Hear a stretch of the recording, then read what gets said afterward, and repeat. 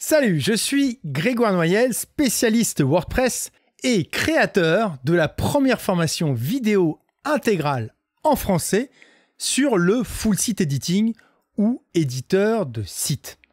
Je l'ai baptisé WordPress 100% bloc expert. Cette vidéo fait partie de cette formation riche de plus de 6 heures de tutoriels.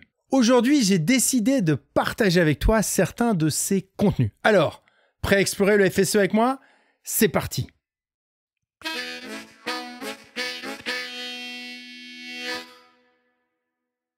On va voir comment ajouter une police de caractère variable. C'est une police Google Font. On va l'intégrer dans un thème FSE. Là, je suis sur le site de Google Font.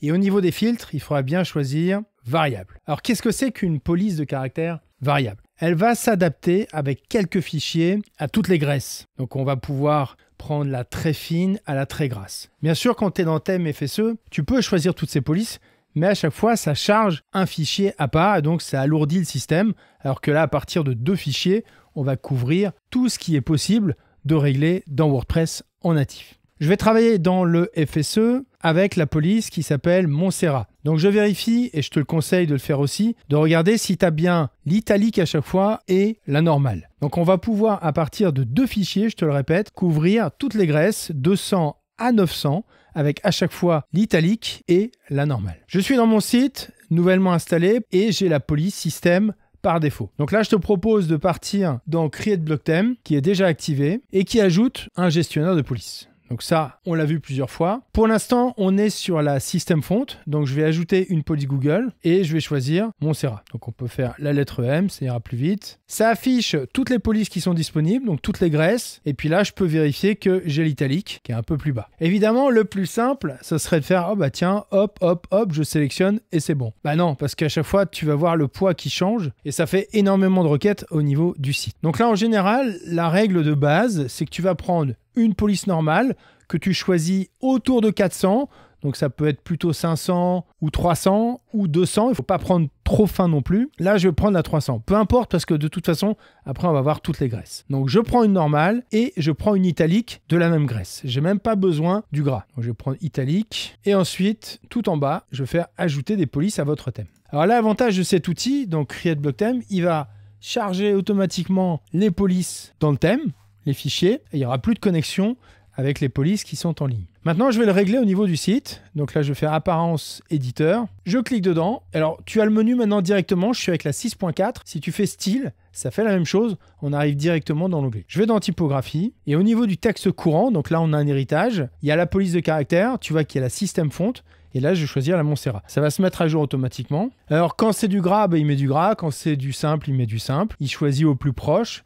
Pour l'instant, on n'a pas vraiment de gras, donc il n'applique pas vraiment.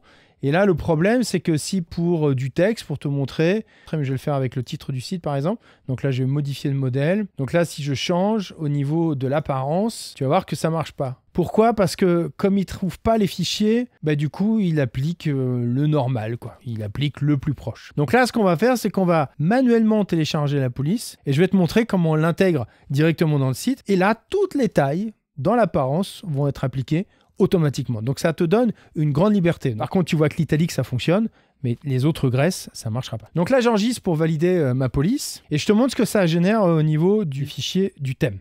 Petite pause dans notre tuto pour te partager un bon plan. Chaque mois, je propose un live gratuit d'1 heure sur YouTube entièrement consacré au FSE, l'éditeur de site de WordPress. C'est une session interactive de 40 minutes où je partage mes astuces et réponds à tes questions en direct. Tu peux aussi les soumettre à l'avance via un formulaire dédié dont tu trouveras le lien dans la description. Alors, intéressé? Inscris-toi! Je suis parti dans l'éditeur et là tu vois que dans la typographie, il m'a ajouté, donc il y avait la font family, donc ça c'était ajouté par défaut, mais il m'a ajouté font family Montserrat, il m'a mis que c'était font face et à chaque fois il m'a chargé les fichiers. Comme j'ai téléchargé une police de 300 au niveau de la graisse, il m'a mis simplement ces 2 fichiers. Au niveau de assets, on a bien les 2 polices qui sont affichées.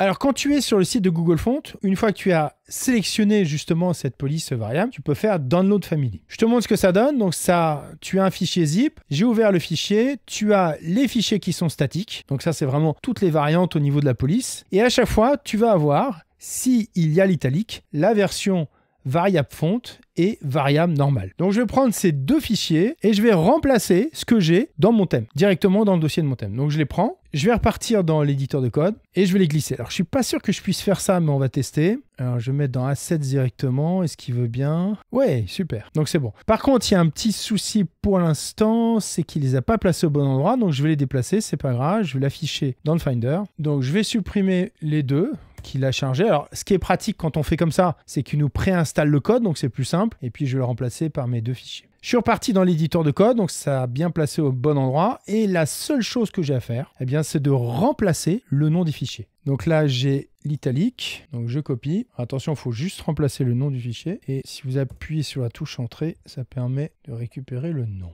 Voilà, donc j'ai juste fait un copier-coller. L'emplacement, il ne change pas. Dernier réglage, je vais lui donner la palette de graisse disponible. Donc c'est dans FontWeight et je vais dire tu vas de 100 à 900. Et je vais faire la même chose pour l'autre. J'enregistre et puis je repars sur mon site pour te montrer le résultat. Donc je suis toujours dans l'éditeur, il faut que je recharge. Je vais éditer la même chose, le titre, peu importe, hein, ça marchera dans n'importe quel contenu. Je me mets dans l'onglet style, je vais éditer le bloc et regarde, tu as toutes les polices qui sont disponibles. J'ai juste deux fichiers et tout est à ma disposition.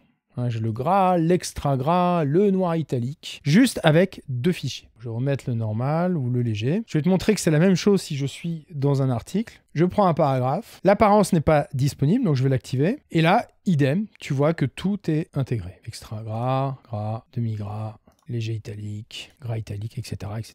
Voilà, ça c'est une vraie avancée parce que en deux fichiers, on a accès à tous les réglages que propose le thème FSE.